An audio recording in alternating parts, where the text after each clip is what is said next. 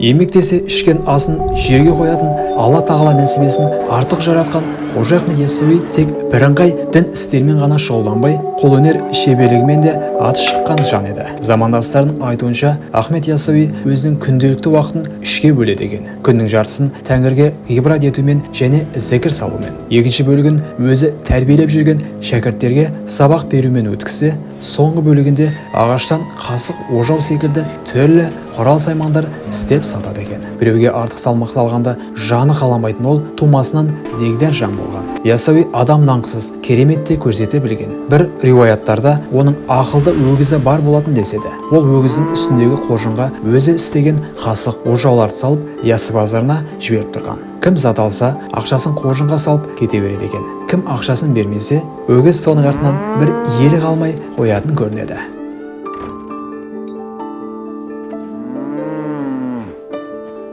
Хазіреттің ісінен хабардар жұрт кейде кешке қарай үйге қайтқан өгіздің қоржынына артық ақша да салып жіберетін көрінеді. Ахмет Яссауи болса, ол ақшаның тиынына дейін оқушыларының қажетіне жұмсайды екен. Бұл да болса, әулие бабаның жұртшылық ғибрат алатұғын бір ісі болса керек.